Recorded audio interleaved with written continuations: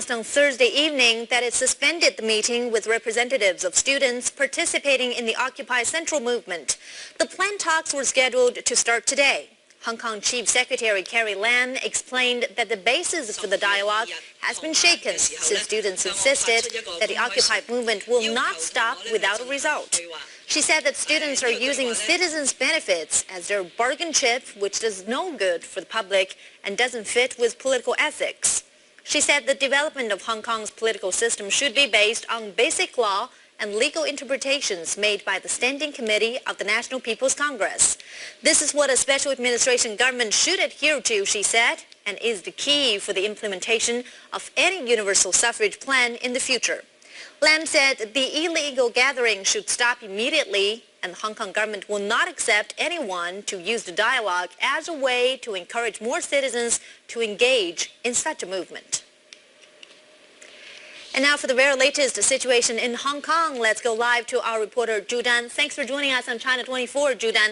So how has the protests shifted gear and what has been happening today?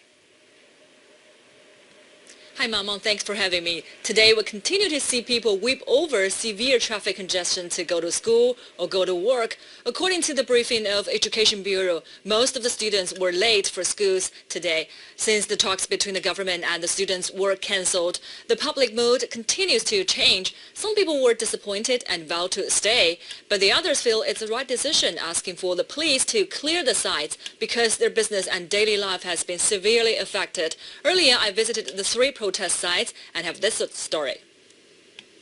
This is Admiralty, where the government headquarters is located. And here, this is the Harcourt Road, which is a main road of the Hong Kong island. As you can see, the road is still occupied by the protesters, so dozens of buses still have to change the roads, and the traffic congestion is still severe. We see there are around 100 protesters still camped out on the road, and most of them seem very quiet and calm now, reading books or chatting with each other. Because the government thinks the students are taking the hostage of the whole Hong Kong people's public good, so they cancel the talks with the students. But the Federation of Students, in response, are calling on more people to come out and take to the streets again. Over to Causeway Bay, which is a main shopping area in Hong Kong. Right now, I'm standing in Hennis Road, kind of like the Fifth Avenue of New York. On both sides, there are lots of franchise stores. As you can see, most of the shops have reopened. And here, I see around 50 to 100 student protesters still occupying the road. Well, most of them seem very quiet and very calm on the streets. And let me try to ask someone here. Hi, excuse me. 你讀咩書啊？讀緊 public philosophy. Okay. 你爹哋媽咪知唔知你喺呢度啊？你點解唔同佢哋講咧？唔係佢哋講，佢哋覺得呢件事對呢個社會冇乜幫助。Over to Mongkok. Different from the previous two protest sites, here in Mongkok, it looks not that quiet. As you can see, there are many more people here. And that way, you can see the junction is still occupied. The cars cannot go through, causing lots of traffic jam nearby. And different from Causeway Bay, where lots of big shops and franchise stores are located, here in Mongkok, there are many more small businesses here, including small shops, small restaurants, and small hotels here. And their business are affected a lot in the past few days. And that's why there are lots of clashes happen right here in Mongkok. Small business owners came out to fight against with those Occupy Central protests, saying they cannot afford the high rent here. And also, as you can see over there, the Hang Seng Bank and nearby the Shanghai Commercial Bank are also closed for the time being for the safety concern. And also, one more interesting thing is over here, we see that there are some people protest that bring over a bed to stay overnight, which catches lots of people's attention. 即係我哋係佔領呢個地方，所以其實都，而且我都唔覺得會好阻住人哋咯。如果個個都市民將啲床搬喺呢個最繁榮嘅地方，係唔可以嘅，即係唔可以接受。那每个月呢，租金的61万左右，现在生意跌90%左右，如果估计这样再下去的话，很快就得倒闭了。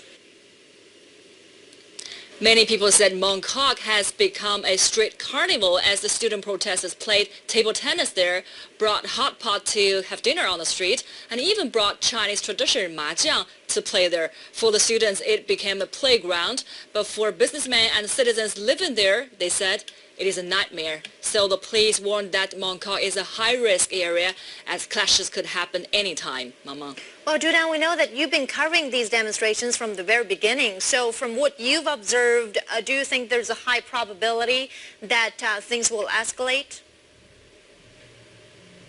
Well, today the government source said the administration still hope to engage in good faith dialogue with the students. The door for talks has not been closed. It is only a matter of time, but the students' leaders said they will launch another round of action in response to the government's decision.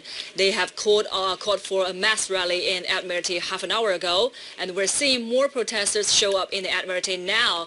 But the situation is peaceful currently. The Federation of Students urged people to bring over tents in the occupied areas. They hope this will put more pressure on the government to address their demands on political reform. However, analysts say this can only damage mutual trust and escalate the tensions. As more and more people have voiced their opposition to the protests, it is a question that how many will take to the street tonight. Today's Foreign Ministry Daily Briefing, spokesman Hong Lei responded to FBI Director James Comey's accusation of Chinese hackers targeting big U.S. companies.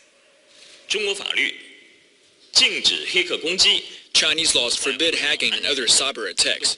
The Chinese government firmly denounces such criminal activities. This is an undeniable fact. We express strong dissatisfaction with the United States' unjustified fabrication of facts in an attempt to smear China's name and demand that the U.S. cease this type of action. We also demand that the U.S. cease its large-scale systematic internet attacks on other countries. The United States tries to divert attention by crying wolf. This won't succeed.